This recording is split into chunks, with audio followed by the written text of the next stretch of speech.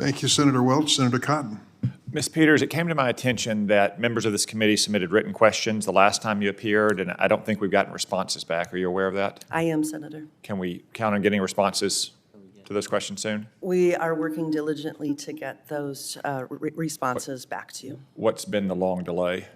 You know, it's been a long process. We always want to get these answers right, and there's a review process going back and forth between the Federal Bureau of Prisons and the department to ensure that our answers are consistent with department. Can we get a date certain, like maybe a month from today, October 13th? Senator, I would love a date certain. Unfortunately, I cannot provide that to you. No, and I assume you won't provide a date certain any new questions we have then either, right?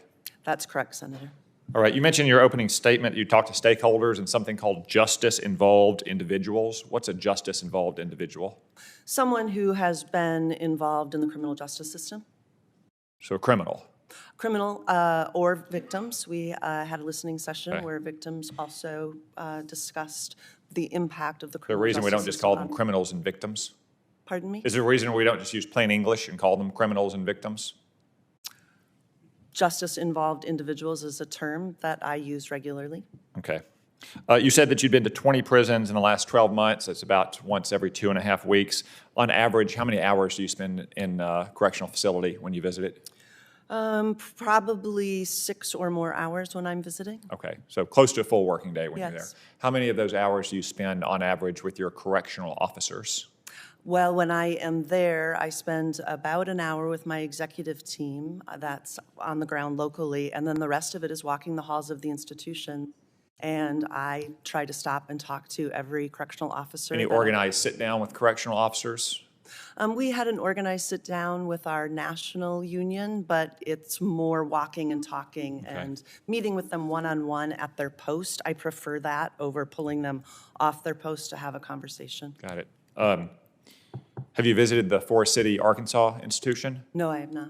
Would you like to join me on a visit there? I'd be happy to join you on a visit. Because, you know, the incoming union chief who's taking over from Shane Fauci, Brandy White, is an officer at Forest City. I wish we would have had a second panel today with them. We had one last year, but I guess the chairman didn't want to have a second panel with the union members today. I want to touch this augmentee issue. Last year we passed a law that required your employees to spend 90% of their time on their primary responsibility. If you're a correctional officer, 90% on corrections. If you're an HVAC technician, 90% on HVAC. What is the status today of the 90% requirement? Are you meeting that requirement? We are working hard to meet that requirement. That sounds like a no. And so we are continuing to battle our recruitment and retention 80%? issues. I don't 70%? have, yeah, I don't have an overall number for you, Senator. How can you not have an overall number of what your core officers are doing? Not research associates, not administrative assistants, but these, like this, they perform the mission of your organization, and you don't know how much time they're spending? Senator, it changes every day and is different at every There's got to be an institution. average, though. I don't have an average, Senator. I mean, hitters go over 4 in a day, but they can still hit 350 in the season. There's got to be an average.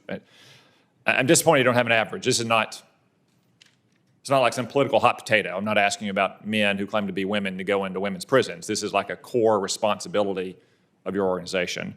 Let's turn to why you're not meeting that staffing numbers. You said in your written testimony that you're at 88% funded positions. How many correctional officer positions did the president request and Congress authorize and fund for 2023? Senator, I don't have that number in front of me, but we can certainly get back to you. 20,446. Do you know what it was last year? No, Senator. 20,446. How many correctional officers are currently employed? We, like you just mentioned, the percentage is 88% of the funded No, correctional officers, not total slots, correctional officers. How many do you have? I don't have that number in front of me, but I can get it and get back to you, Senator. Ms. Peters, again, these are your primary employees. These are the meat eaters, not the leaf eaters that do all the other jobs. And you don't know how many you have employed? Do you think it's, if you have 20,446 authorized, do you think it's 18,000? Senator, I know that the number is 88% of those funded positions. No, that's your total positions. Yes. Do you think it's closer to 8,000 or 18,000 correctional officers?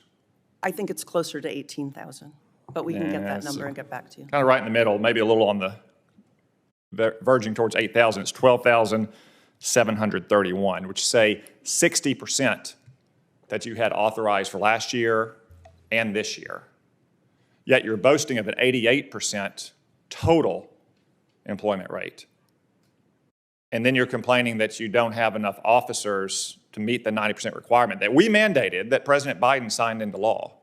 It sounds to me like you need to spend a lot more time and money focused on hiring the people who are performing your organization's chief responsibility and less support personnel.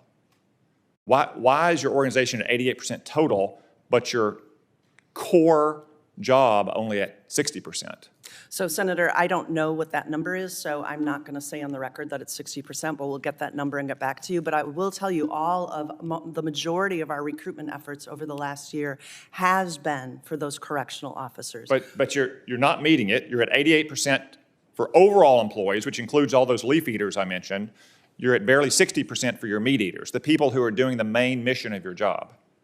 It seems, my time's up here, but it seems to me like the BOP needs to do a much better job recruiting and hiring corrections officers, since that is what you actually do is corrections, and much less time hiring all these other support personnel and headquarters personnel. I look forward to seeing you in Forest City. Senator Ossoff. Thank you, Mr. Chairman.